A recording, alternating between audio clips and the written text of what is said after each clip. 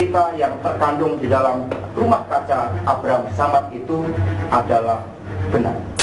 Saya sampaikan hari itu ketika saya ceritakan kepada Bapak Abraham Samad, dia mengatakan, ya saya tahu bahwa karena saya sudah melakukan penyadapan, bahwa saya tahu yang menyebabkan kegagalan saya ini adalah Bapak Budi Gunawan. Bapak Abraham Samad selalu menggunakan ini. Ini di CCTV-nya ada.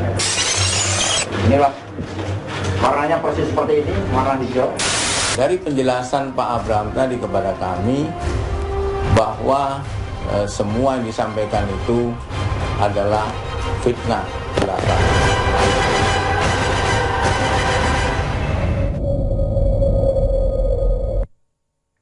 Kita ke kabar lain, pelaksana tugas Sekjen PDIP Hasto Kristianto menuding Ketua KPK Abraham Samad melanggar kode etik dengan meminta dijadikan calon wakil presiden saat Pilpres lalu serta melakukan penyadapan. Namun KPK menangkis tudingan tersebut dengan menyatakan pencalonan sebagai wakil presiden sebaiknya tidak dikaitkan dengan perkara anggota PDIP di KPK. Berikut baku tuding Hasto dan Johan Budi.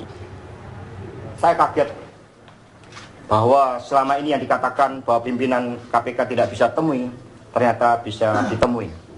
Dan dalam pertemuan pertama itu sangat jelas dikatakan bahwa salah satu persoalan yang menyangkut anggota kami, yang dikenakan juga proses di KPK, itu hasilnya seperti itu karena bantuan juga dari Bapak Abraham Samad. Beberapa kali Ketua KPK diundang oleh partai politik untuk memberikan semacam sosialisasi, dan tidak hanya Pak Abraham, saya kira Pak Bambang juga pernah, Pak Pandu juga pernah memberikan sosialisasi di partai politik, kemudian juga Pak Zulkarnain, sehingga tidak dinafikan tentu ketika ada acara sosialisasi di depan partai politik tentu akan bertemu dengan elit-elit partai politik.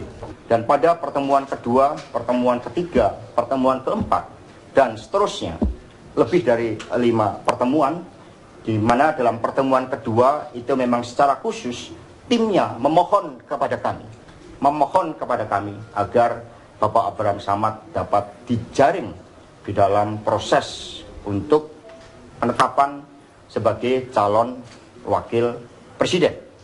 Kalau soal pencalonan Pak Abraham sebagai wapres waktu itu, tentu orang mencalonkan seseorang kan juga sah-sah saja, kan bukan sebuah sesuatu yang haram orang lain mencalonkan Pak Abraham sebagai wapres ya waktu itu. Jadi harus diletakkan pada proporsinya gitu. Jadi bukan soal, apalagi sampai kemudian pertemuan, kalaupun ada pertemuan itu dikait-kaitkan dengan penanganan perkara di KPK.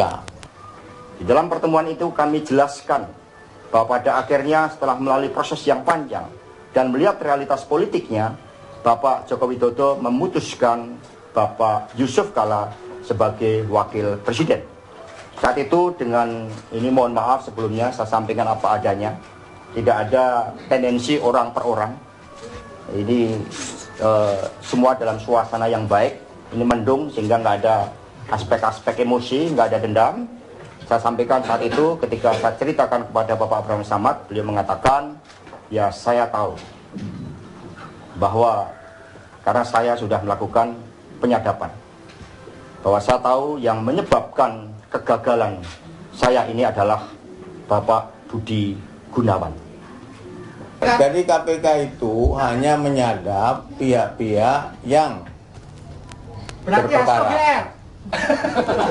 berperkara. Nah, apakah Pak Hasto itu tersadap atau tidak, saya tidak tahu. Tapi kalau KPK menyadap itu harus firm ya, harus pihak-pihak yang berkaitan dengan perkara. Bahwa kemudian ada pihak-pihak yang disadap oleh KPK yang berkaitan dengan perkara, kemudian ada pihak lain yang masuk ke situ kan bisa-bisa saja. Tapi kami tidak menyadap pihak-pihak yang tidak berperkara. Cerita yang terkandung di dalam rumah kaca Abraham Samad itu adalah benar. Saya sampaikan hari itu ketika saya ceritakan kepada Bapak Abraham Samad, dia mengatakan, ya saya tahu bahwa karena saya sudah melakukan penyadapan, bahwa saya tahu yang menyebabkan kegagalan saya ini adalah Bapak Budi Gunawan. Bapak Abraham Samad selalu menggunakan ini. Ini di CCTV-nya ada. Inilah warnanya persis seperti ini, warna hijau. Dari penjelasan Pak Abraham tadi kepada kami bahwa semua yang disampaikan itu adalah fitnah belaka.